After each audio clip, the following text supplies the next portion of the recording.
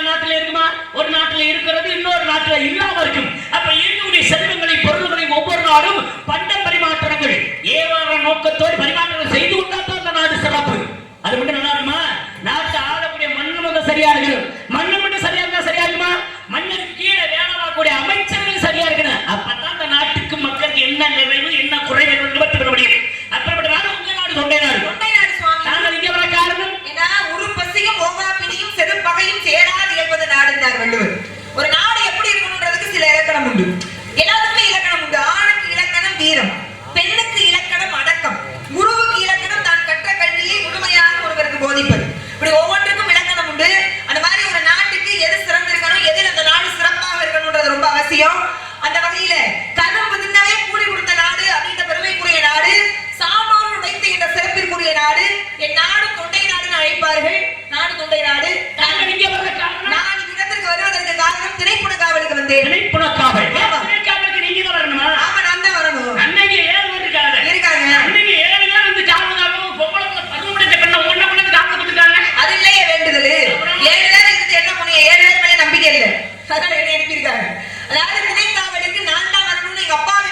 மகிழ்ச்சி கிடையாது. வேண்டுதல் வேண்டுதல் முருகப்பெருமான் கிட்ட வேண்டுதல் வச்சுக்கிட்டேன். முருகப்பெருமான் என்ன வேண்டிக்கிட்டாரு? உங்க அப்பாக்கு பெண் குழந்தை கிடையாது, ரொம்ப நாளா. சரி. நல்ல விஷயம் தானே. நல்ல ஒரு கட்டத்துல பொம்பளை புள்ளையா வேண்டானே ஒரு கூட்டம் இருந்துச்சு. பொம்பளை புள்ள வேணும்னு கூட்டம் தெரியுது இப்ப. பொம்பளை புள்ள கிடைக்காம நல்ல கூட்டம் தெரியும். பெண் குழந்தை வேணும்னு தவமா தவம் இருந்து சரி. முருகன் அருளாலே வெள்ளிக்கிழங்கு தோண்டப்பட்ட பள்ளத்துல குழந்தையா கண்ணெடுத்து என்னை செல்லமா வளர்த்தாங்க. திணைக்காவலுக்கு முருகனுக்காக பருவமடை தருவாயை அனுப்புகிறேன் எங்க அப்பா வேண்டுதல். அந்த வேண்டுதலுக்காக நான் வந்திருக்கேன். அப்ப இந்த இடத்துல திணைக்காவலுக்காக முருகப்பெருமானுக்காக இவ்விடத்திலே காவல். அப்ப நான் என்ன உங்களை மாதிரி அப்பே வச்சு கேட்காத பிள்ளையா? எங்க அப்பா என்ன கேட்காத பொது தண்டு சுத்திட்டு இருக்காங்க. ஆமா, பொது தண்டு. எங்க அப்பா பேச்ச மட்டும் நான் கேட்டுட்டு இருந்திருந்தேனா நான் உண்டு என் பொண்டாட்டி உண்டு என் நிம்மதியா இருந்திருப்பேன். அப்படி இருந்தா ஒரு குடும்பத்தை கெட்டுருக்கு. இன்னைக்கு இப்படி திருச்சி ஊர்ல இருக்க குடும்பம் பூரா கெட்டு. இப்படி பேசக்கூடாது. எந்த குடும்பம் என்னால கெட்டு நாரகர்னாலே கலகம் தான். இருங்க. தேவாதி தேவர்கள் எல்லாம் அமர்ந்திருக்கக்கூடிய தேவ சபையில ஒருத்தர் போய் காலடி எடுத்து வச்சா என்னடா இந்த ஆளான முகம் சுளிக்கிற ஒரு ஆளா நீங்க தானே? இங்க பாருங்க. முகம் சுளிக்க மாட்டாங்க. மனதுக்குள்ள ஒரு பயம். நாரதர் வந்துட்டாரே என்ன நடக்க போகுது, ஏது நடக்க போகுது. சாமி, பயன்றது மரியாதையோட இருக்கணும். ஐயோ இந்த ஆள் வந்துட்டாரு, என்ன கலகத்தை எடுத்துட்டு போக போறாருன்னு இருக்க கூடாது. நல்லவனுக்கு உபயோகமா இருக்கு நான் செய்யக்கூடிய கடமை. கெட்டவனுக்கு தீங்காமை கெட்ட நீங்க எப்படி தெரியுமா? எந்த பக்கம் போனாலும் அவங்க பக்கம் சாஞ்சிக்கிறீங்க. போய் அசுரர்கள் பக்கம் இருந்தா அவங்க பக்கம் நல்லவர் மாதிரியே நடிப்பீங்க. தேவர்கள் பக்கம் தான் இப்படி நல்லவங்க மாதிரியே. அசுரர்கள் கெட்டவர்கள் தீயவர்கள். கூட ஆரம்பத்தில் சொன்னீங்க அசுரனாகப்பட்டவர்கள். அசுரனா பிறக்கிற மாதிரி தோன்றியவங்க எல்லாமே வரம் கேட்கிறேன். எப்படி வரம் கேட்கிறேன்? அறியாத வரமே கேட்கிறேன். ஏன் இப்படி கேட்கிறேன்? தேவர்கள் அப்படி யாரும் கேட்கிறாங்களா? கிடையாது. ஏன்னா தேவாவரத்தை உண்டவர்கள். ஆனா அது கிடைக்காத பட்சத்தில் இருந்தவங்க யாருன்னா அசுரர்கள். அப்ப அசுரன் பிறக்கின்ற பொழுது தோன்றுகின்ற பொழுது அறியாத வரவன்னு பல வரணும் தவம் இருக்கிறான். ஆனா அப்பேற்பட்டவன் எந்த விதத்தில் அப்படிப்பட்ட வரத்தை தர மாட்டாங்க. எதிர்படாகப்பட்டவன். அதனால தான் அவனை எந்த வகையில் அழிக்க வேண்டுமோ அந்த வகையை காட்டி அவனை அழிவை ஏற்படுத்தக்கூடியது. நல்ல விஷயத்தை தான் ஏற்படுத்துவேன். சரி இருக்கட்டும்.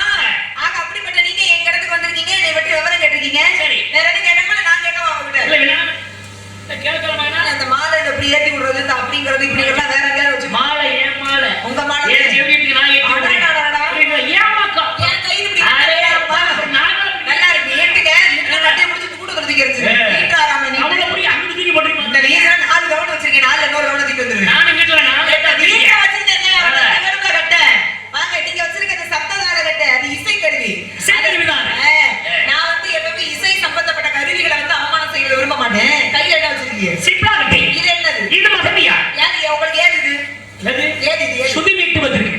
சுதி மீட்ட யாரு கொடுத்தா? என் தாய் கொடுத்தது. கலகம் பண்ற ஆளுக்கு சுதி மீட்டது எதுக்கு? ஏங்க சும்மா கலம் கிடக்குமா? அப்புறம் இந்த கலகத்துக்கு முன்னாடி என்ன பாட்டு படிக்கலாம் பண்றியா? பாடி கலகத்தை நான் வளர்க்க இருக்கேன். கேள்விப்பட்டேன்னா நாங்கள் ஏதோ இசை கல்லூரியில் பயின்றவர், இசையெல்லாம் முறையோடு கற்றுக்கொண்டவர் அப்படின்னு.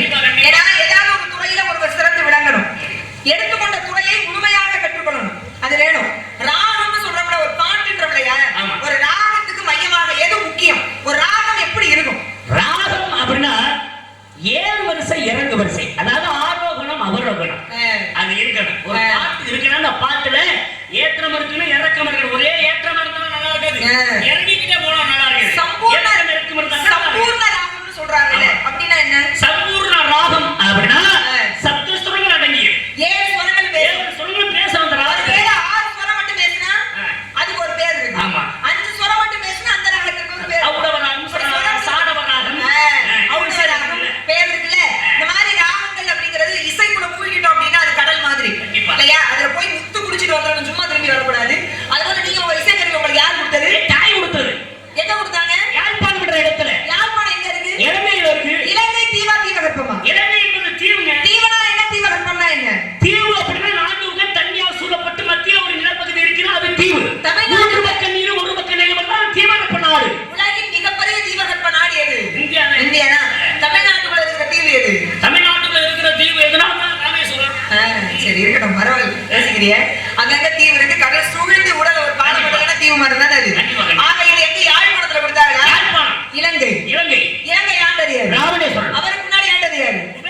அவங்களுக்கு 2 பிள்ளைங்க இருக்காங்க தெரியுமா? 2 பேர் இருந்தாங்க. யாராரு? மணிக்கு கூட நல்லா கூப்பிடுறாங்க. அவர் 2 பேர் இருந்தாங்க. 2 பேரையும் மரமா போங்கடான்னு சபிச்சாரு. மரமா போங்கடான்னு சபிச்சது சாபம் கொடுத்தது நாங்க. என்ன மதிக்கா சாபம் கொடுத்தது? இவர் மதிக்காடி சாபம் கொடுத்தாரு. எதுக்கு கொடுத்தீங்க? ஒரு குபேர பெரிய இடத்துக்குள்ள இருக்கீங்க, சாபம் கொடுத்தீங்களா நீங்க? அதுக்காண்டி பெரிய இடத்துக்குள்ள நீங்க என்ன வேணா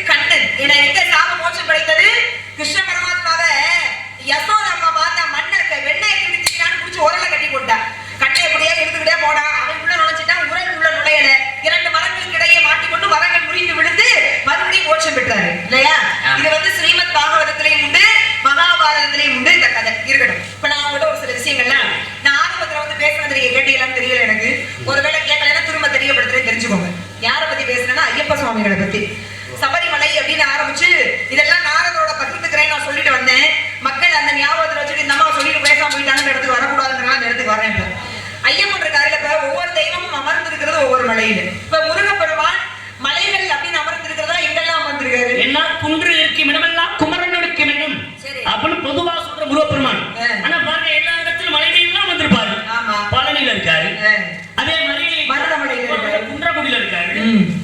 மருதமலை, சென்னிமலை, பழனிமலை, சுவாமி மலை, திருத்தணிகை மலை எல்லா கழுகு மலை, குறிஞ்சியின் தெய்வ மகன். அதனால அங்க இருக்கிற இடத்துல எல்லாம் அவர் அமர்ந்திருக்கிறார்.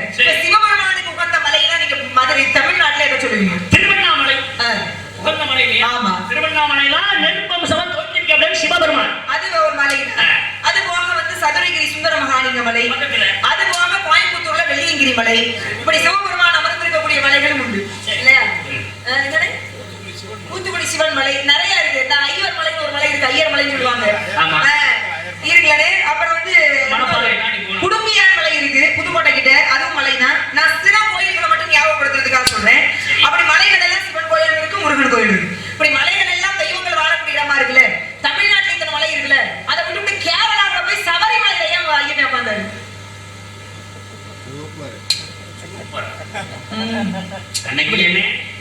சபரிமலையில ஐயப்பன் அமர்வதற்கு காரணம் என்ன? சபரிமலையில் எப்படி அங்க வந்துச்சு?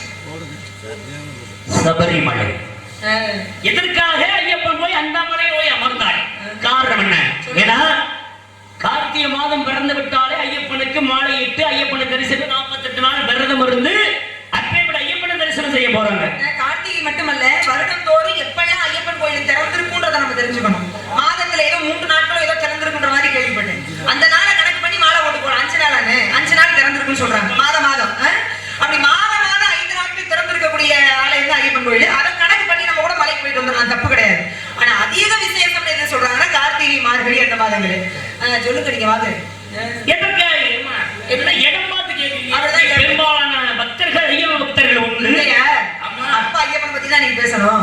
வாங்க திருப்பி நானும் கேட்பேன். நீங்க திருப்பி கேட்டா சரி, நேரம் கேட்டா நான் சொல்லுவேன். வாங்க திருப்பி கேட்க அப்படிதான் என் பேச்சே அப்படித்தான். ரொம்ப அமைதியா பேசுறாரு, நான் சவுடால பேசுறேன்.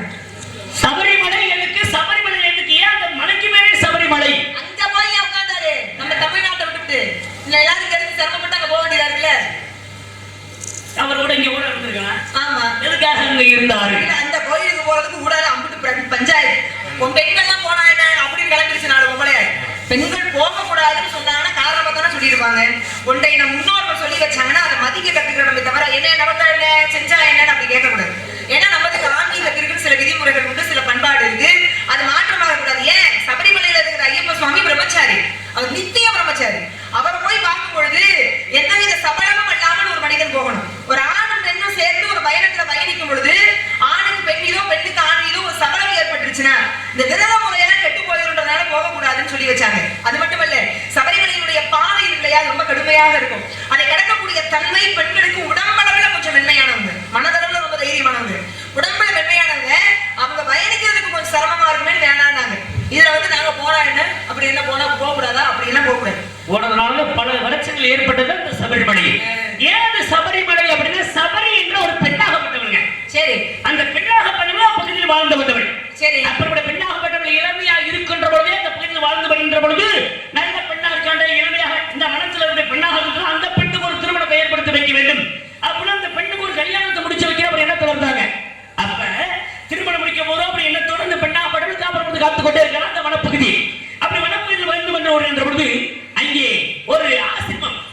யாருடைய ஆசிரமம் அப்படின்னா மதங்க முனிவருடைய ஆசிரமம். அப்பேற்பட்ட ஆசிரமத்தில் அந்த பெண்ணாகப்பட்டவள் வசித்து வருகின்ற பொழுது கல்யாணம் நடக்கின்ற நேரத்தில் அந்த பெண்ணுக்கு கல்யாணம் முடிக்கின்ற எண்ணமே கிடையாது.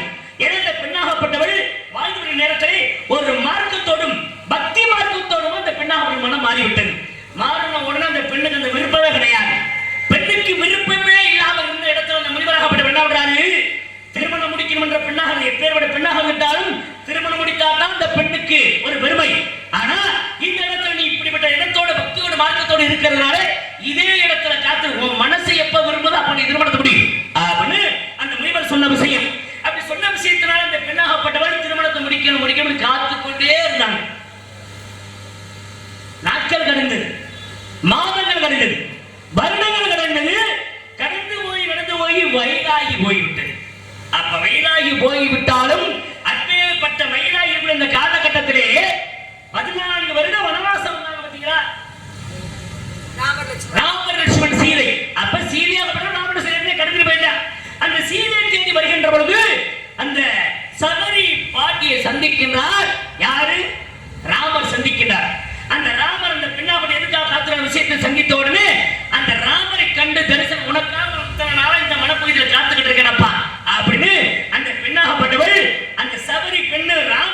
கனி கொடுத்தார். அப்படி கனி கொடுத்த அந்த பெண்ணாகப்பட்டவள், நீ இருக்கக்கூடிய இந்த பகுதி சபரி என்ற ஒரு பெயரோடு இந்த பகுதி விளங்கும் அப்படின்னா இந்த ராமராகப்பட்டவர் அந்த பாட்டிக்கு ஒரு வரம் எடுத்துட்டு போனார். அப்பேற்பட்ட வரம் கொடுத்த அந்த இடத்திலே சபரிமலை என்று அந்த மலைக்கே பெயர் உருவானது. அப்பேற்பட்ட இடத்துலதான் ஹரிஹர சுகனாகப்பட்டவன் அந்த திசையில் அமர்ந்து ஒரு பாட்டிக்கு பெருமை கொடுத்த இந்த இடத்துல நீயும் அவர் ஒரு பெருமை தெரிவிப்பாய் என்று அந்த ஐயப்பனாகப்பட்டவன் அந்த சபரிமலை அமைக்கக்கூடிய காரணமாக இருந்தது. அதான் சபரிமலை.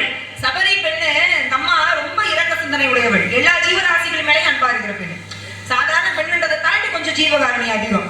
ஏன்னா காலையில கல்யாணம், காலையில எழுந்திரிச்சு வந்து வாங்குற ஆடு கோழி எல்லாம் கட்டி கிடந்துச்சு.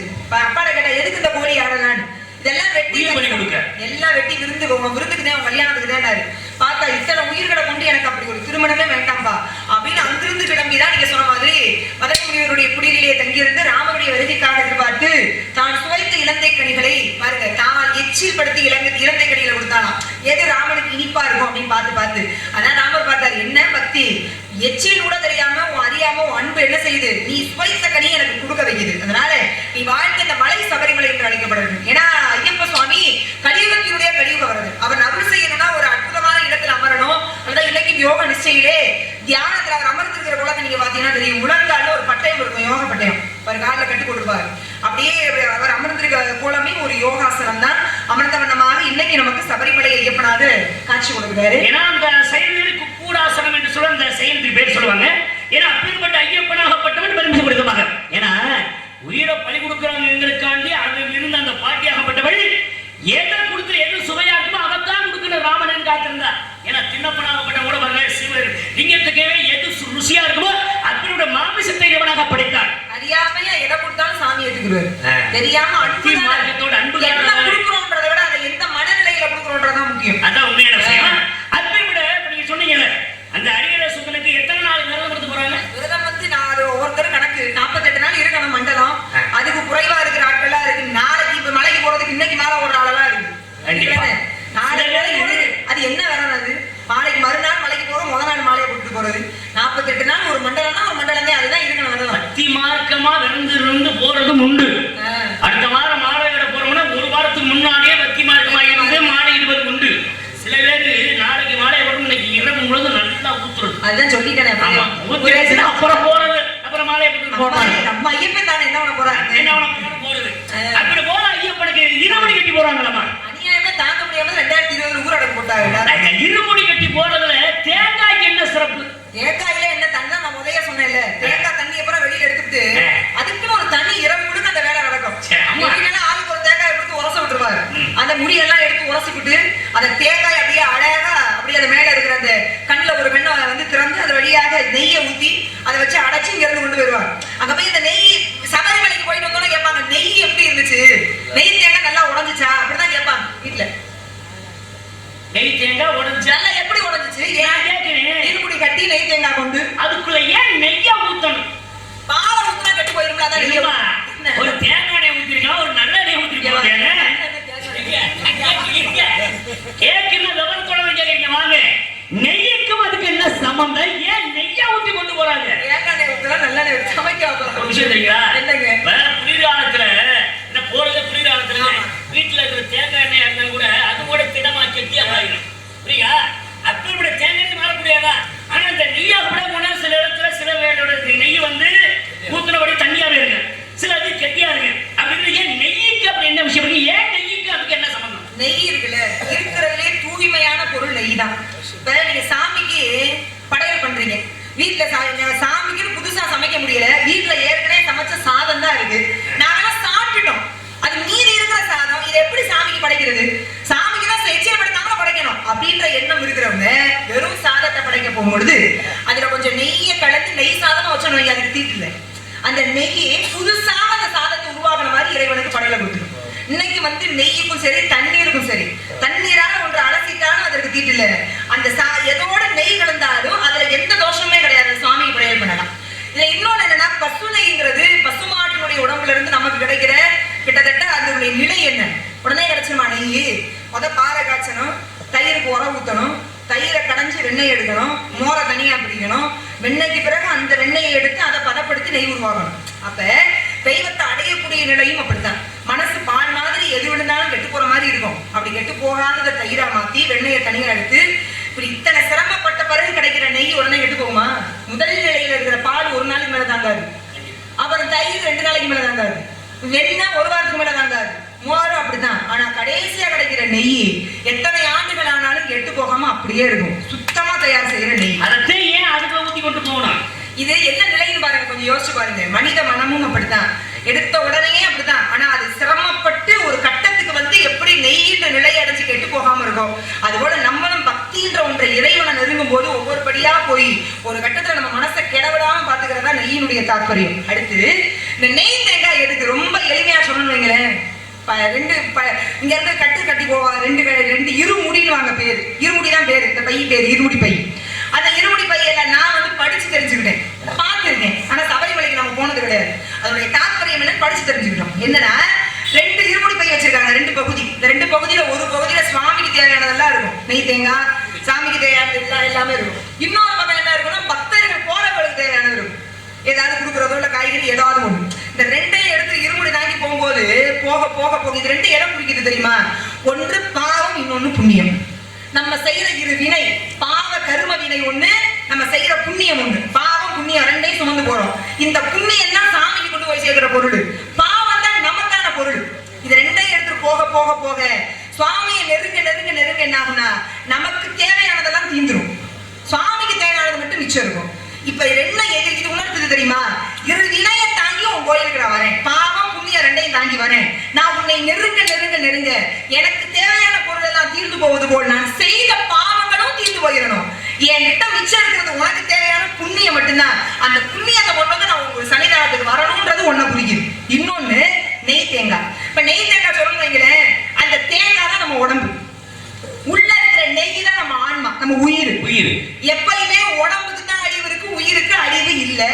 இந்த உடம்பு பிரிஞ்சிடும், உடம்பு கொண்டு எரிச்சுருவாங்க, ஆன்மா வெளியேறதுல இந்த ஆன்மா மறுபடியும் பிறவி எடுக்கும், பிறந்துகிட்டே தான் இருக்கும். அதுதான் திருவாசகத்துல மாணிக்க வாசக பெருமான் பாடுறாரு, புல்லாகி பூடாகி புழுவாய் மரமாய் பல்பிரகமாய் பறவையாய் பாம்பாய் கல்லாய் மனிதராய் பேயாய் கணங்களாய் இத்தனை பிறவி இருக்கான். 7 பிறவி பிறந்துட்டே இருக்காங்க, பிறவியை எண்ணவே முடியல. கடலோட மணல கூட எண்ணிட முடியுதான், பிறப்ப என்ன முடியலையா? அப்ப இந்த ஆன்மாவுக்கு வந்து எப்பயுமே அழிவு இல்லை, நான்மா ஏதாவது ஒரு வகையில வடிவெடுத்து பிறந்துரும். இப்ப இந்த நெய் தான் ஆன்மா, உடம்பு தான் தேங்காய். இதை எடுத்துட்டு கோயிலுக்கு போறோம். கோயிலுக்கு போனா என்ன செய்வாங்க? நெய் தேங்காயை உடைச்சு நெய்ய ஐயப்பனுக்கு அபிஷேகம் பண்ணிடுவாங்க. தேங்காய் என்ன பண்ணுவாங்கன்னு சொல்லுங்க. தேங்காய் என்ன பண்ணுவாங்க? தேங்காயை பக்கத்துல இருக்க போட்டு நெருப்பு தூக்கி போட்டுருவாங்க. நெருப்பு அக்கினி குண்டத்துல தூக்கி நெருப்பு. இது எதை குறிக்குது? இந்த உடம்போடு என் ஆன்மாவை சுமந்து உன்னை நோக்கி நான் வரேன். என்னுடைய ஆன்மான்ற இந்த உயிர் உன்கிட்ட சரணாகதி அடையணும். அழிய போற இந்த உடம்பு நெருப்போட போகட்டும்னு சொல்லாம சொல்றதா நெய் தேங்காய் உடம்பு. அருமையான ஒரு விஷயம். அப்ப இந்த நெய் என்று சொல்லக்கூடியது மனிதனுடைய ஆத்மா உயிர். ஆன்மா இறைவனை சேரணும், சேர்த்துட்டு தன் உடலாகப்பட்டதை நெருப்புல விட்டுறோம். ஆமா, அந்த ஆன்மா இறைவனை சேரதான் பக்தி. அதுக்கு பேர் தான் முக்தி. முக்தினா என்ன தெரியலன்றாங்க. முக்தினா இந்த உயிர் நிரந்தரமா சுவாமியை சேர்றது. சரிமா, பிறந்துகிட்டே இருக்கும் திரும்பி. இவ்வளவு விஷயம் இருக்குல்ல. ஆமா, ஐயப்பன் திருமணம் ஆயிடுச்சா? கல்யாணம் ஆகல. ஐயப்பனா இருக்கும்போது கல்யாணம் ஆகல, ஐயனாரா இருக்கும்போது கல்யாணம். பூர்ணகலை புஷ்பகலை என்று ஐயனாரா பாட்டு கல்யாணம் முடிச்சிட்டாங்க. பாட்டு கல்யாணம் ஆகலன்னு சொன்னா நீங்க அதுல 2 குடி பிடிக்கிறது இல்லையா? சரிமா, ஐயனாரு இன்னைக்கு திருமணமாக மாத்தா இருக்காரு. ஐயப்பனா ஐயனாரா? ஐயப்பன் திருமணமாக இருக்காரு. ஐயப்பன் அதாவது ஐயப்பன் பேரு. ஐயப்பனுடைய இன்னொரு அவதாரம் தான் தர்மசாஸ்தா ஐயனார். ஐயனார் ஊருக்கு காக்கக்கூடிய ஊர் காவல் தெய்வம், ஊருக்கு இடையில இருப்பார் ஐயனார். ஆமா, அதான் பெண்கள் வீட்டை காக்க வேண்டியதுக்காக எடுத்த அவதாரம். புஷ்பகலா பூர்ணகலா அது வேற விஷயம். ஆனா இந்த ஐயப்பனவே நினைச்சு ஒரு பெண்ணு காத்துக்கிட்டே இருக்காங்க. மஞ்சள் மாளிகை புறத்தன். அது நான் கேட்கிறேன், கல்யாணம் நடக்குமா நடக்கா? என்ன இப்படி கேட்டு புசுக்குன்னு மாளிகை புறத்தன் வந்தாங்க சொல்றோம்ல. சரணம் சொல்லும்போது மாளிகை புறத்தம்மன் தேவியே சரணம் ஐயப்பான்றோம்ல. யார் அந்த அம்மா? அந்த அம்மாக்கு அங்க என்னதான் வேணும்? ஒவ்வொருத்தரும் ஒவ்வொரு கதை சொல்றாங்க. ஒருத்தர்லாம் சொல்றாங்க அது யாரும் இல்ல, பந்தகராஜனோட மனைவிங்கிறாங்க. தப்பு. அது யாருன்னா மகிழ்ச்சின்ற அழகி. மகிழ்ச்சிய வரம் பண்ண பிறந்தவன்னா ஐயப்பன். மகிழ்ச்சியை ஏன் ஐயப்பன் வரம் பண்ணணும்? மகிழ்ச்சி வாங்கின வரம் என்ன? எனக்கு அழிவு வரணும்னா எந்த புள்ள ஆணுக்கும் பிறக்குதோ, ஆணுக்கும் பெண்ணுக்கும் குழந்தை பிறக்கும். ஆனா ஆம்பளைக்கும் பிறக்கிற ஆண்மகன் தான் என்னை அடிக்கணும்ன்றது வரும். அதனால பார்த்தாங்க ஹரனும் ஹரியும் முற்று நோக்க. இந்த வேற மாதிரி சொல்லுவாங்க, அப்படி சொல்லக்கூடாது. சிவனும் பாக்குறாரு, ஹரியும் பாக்குறாரு. 2 பார்வையில இருந்து 2 ஜோதி, அதாவது நெருப்பு கோலம் ஒன்று சேருது. இது ரெண்டும் ஒன்று சேர்ந்து உருவான ஜோதி தான் மகர ஜோதியான ஐயப்ப சுவாமி. இவர் எடுத்து வளர்க்கிறது பந்தலராஜன். இந்த விஷயத்துக்கு வந்து நம்ம பந்தலராஜன் வளர்க்கிறா, அப்புறம் புலிப்பால் கொண்டு வரதுக்கு காட்டி வராரு. இப்ப மகிழ்ச்சியும் வதம் பண்ணணும். மகிழ்ச்சிய வதம் பண்ணி சாம போற நேரத்துல மகிழ்ச்சி கேட்டாளா, சுவாமி நீங்க ரொம்ப அழகா இருக்கீங்க, ஐயப்பன் ரொம்ப அழகு. அழகாத்தான் இருக்காரு யாரு? ஐயப்பன். சும்மா கொஞ்சம் மாலை எடுத்து தூக்கி வச்சிருக்காங்க. சும்மா அப்படி இப்படின்னா ஐயப்பனை சொல்றேன், நான் அழகை பத்தி பேசிட்டு சரிவனா அழகத்தான் சொல்லிக்கிட்டு சரி பண்றதா அது? அழகு அப்படின்னா அழகாக நம்ம ஐயப்பன். ஐயப்பன் ரொம்ப அழகா இருக்காரு. நம்ம பார்த்தா ஏத்துக்க மாட்டிய சாக போற நேரத்துல ஐயப்பன் மேல காதல் வந்துருச்சு. சாமி ரொம்ப அழகா இருக்கீங்க, உங்களை சேரணும்ன்ற விருப்பம் வந்துருச்சு, எனக்கு மரணம் வேண்டான்றா. அவர் பார்த்தாரு, அம்மா அந்த பிறவியில நித்திய பிரம்மச்சாரி, முழுமையான பிரம்மச்சாரி, நான் உன்னை நெருங்கவோ உனக்கு முடியவும் முடியாது. என்ன ஒண்ணு பண்ணலாம், நீ விரும்பிட்ட இல்லையா, இந்த சபரிமலையில் இருந்து கலியுகத்தை காக்க போறேன். என்னை நாடி வரக்கூடிய பக்தர்களினுடைய எண்ணிக்கை என்னைக்கு புது வரவு இல்லாம இருக்கும். கன்னிச்சாமி என்னைக்கு என்னை தேடி வரலையோ அன்னைக்கு உன்னை கரம் பிடிக்கிறேன்னு வாக்கு கொடுத்ததாக வரலாறு சொல்லுது. என்னைக்கு நடக்கிறது? இன்னைக்கும் பாருங்க, ஒவ்வொரு வருடமும் ஒரு சாமியாவது கன்னிச்சாமி போயிடும். ஏங்க லட்சக்கணக்கான சாமி கன்னிசாமி புதுசா போயிட்டு இருக்காங்க. எப்படி அவர் கல்யாணம் தெரியுமா? இந்த கன்னிச்சாமி போறவங்களுக்கு மட்டும் நிறைய இடைஞ்சல் வரும். கோயிலுக்கு வரவிடாம தடுக்கிற வேலையில அந்த அம்மா வேணும், வரவிடாம தடுக்க கல்யாணத்தை பண்ணிக்கணும்னு பாக்குது. ஆனா எல்லாத்தையும் தாண்டி ஐயப்பன் வரவழைச்சிடும். சொல்லும் பொழுதே மேல் மெய்சில் இருக்குது. சொல்லுங்க. இது வரைக்கும் நான் ஈவங்க போனது கிடையாது, என் வாழ்க்கையில நான் போனது கிடையாது. போயிட்டு வந்துருங்க. ஆமா, அன்னை கூட அடிக்கடி கூப்பிடுவாரு. ஆமா ஆமா, அண்ணே முருகனை கூட சும்மா இருந்தா வாங்க போயிட்டு வர முடியாது. ஆனா அந்த இடம் நீங்க சொல்ற மாதிரி அந்த மஞ்சமாவை தடுக்கும் தெரியல, அதுக்கான வாய்ப்பு கிடைக்காது. இல்ல போங்க. ஆனா அதே ஒரு நேரத்துல எங்க வீட்டுல எங்க அண்ணன் கூட முதல்ல கிளம்பணும் விரதமா இருந்து மாலை போடாம விரதம் இருந்து போலாம்னு நினைச்சிருந்தாரு. ஆனா அவரும் போக முடியல. காரணம் என்ன? இந்த மஞ்சமாவை கல்யாணம் நடக்காது. சாமி நாம எப்பயுமே ஒரு கோயிலுக்கு போகணும்னா நம்ம நினைச்சா முடியாது, அங்க இருக்கிற சாமி நினைக்கணும் நாம வரணும்னு. ஐயப்பன் உங்களுக்கு உத்தரவு கொடுத்துட்டானா நீங்க போயிட்டு வந்துடலாம். இங்க என்ன நடக்குது? கன்னிச்சாமி வந்திருக்கேன்டா காட்டிக்கிறதுக்கு போய் சரம் குத்தி விட்டு பேட்டை துள்ளி ஆடிட்டு நான் தான் கன்னிச்சாமி அந்த இடத்துல வந்து சொல்லும் பொழுது ரொம்ப அழகா இருக்கும். சரங்குத்தோட தெரிஞ்சுக்கிடுவாங்க கன்னிச்சாமி. நம்ம பார்க்கும் எப்படியும் கன்னிச்சாமி வருகை வந்துருச்சு, இந்த வருஷம் ஐயப்பன் என்ன கல்யாணம் பண்ண மாட்டாரு. இப்படியே ஏமாற்றத்தோடு அந்த பெண் காத்திருப்பதாக ஐயப்பனினுடைய வரலாறு சொல்லுது. இது உண்மையோ இல்லையோன்றது அப்புறம், உண்மையா இல்லாம இருக்காது, உண்மைதான். ஆனா இதை யோசனை பண்ணி பாருங்களேன், எந்த விதமான ஒரு பிறவி, என்ன விதமான அவதாரம் ஐயப்பன் அவதாரம். ஐயப்பனும் தட்சிணாமூர்த்தி மட்டும்தான் இப்படி உட்கார்ந்துருப்பாங்க. நீங்க ஐயப்பனை பாத்தீங்கன்னா தெரியும், இந்த முத்திரையோட இருப்பாரு. இந்த முத்திரை சாதாரண முத்திரையில, இது ஞானத்தினுடைய முத்திரை. இந்த முத்திரையை பிடிச்சிட்டு தியானம் பண்ணோம்னாலே போதும், நம்மளுடைய வாழ்க்கையினுடைய அந்த அந்த இடமே வேற இடத்துக்கு போயிடும். அதுக்கெல்லாம் காரணம் இருக்கு, காலம் இருக்கின்றது. ஆனா நீங்க சொல்ற மாதிரி அதாவது பெருமை கூடிய தந்தையாகப்பட்ட சிவபெருமன் தட்சிணாமூர்த்தியா இருக்கக்கூடியவர், தென் திசைக்கு தெனாதிபதிவர்களுக்காக அங்கே வேதங்களை சொல்லக்கூடியவர். ஆனா அப்பேற்பட்டவர் கிழக்கு சொல்லிக்க ஒரு ஊர்ல இருக்காரு அப்படின்னா அது பட்டமன்ற ஊர்ல. எங்க இருக்காது? பட்டமங்கலம். அதாவது சிவகங்கை மாவட்டம் திருப்பத்தூர் வட்டம் திருக்கோஷ்டியூர் பக்கத்துல இருக்குது. ஏன்னா அங்கே கார்த்திகை பெண்களுக்கு மோட்சத்தை கொடுத்து சாபத்தை கொடுத்து பிறகு மோட்சத்தை கொடுத்தார். அதனால பட்டு போன மங்கைகளுக்கு மங்களம் நாம தோன்றி வந்ததுனால பட்டமங்கலம் அப்படின்னு அந்த ஊருக்கு பெருமை உண்டு. அப்படி விஷயங்கள் நிறைய எடுத்துட்டால் இந்த இடத்துல பெண்களுக்குள்ள பருவங்கள் எத்தனை? 7 பருவங்கள் சொல்லுங்க. 7 பருவத்தில் நீங்க இழந்திருப்பது மங்கை பருவம்.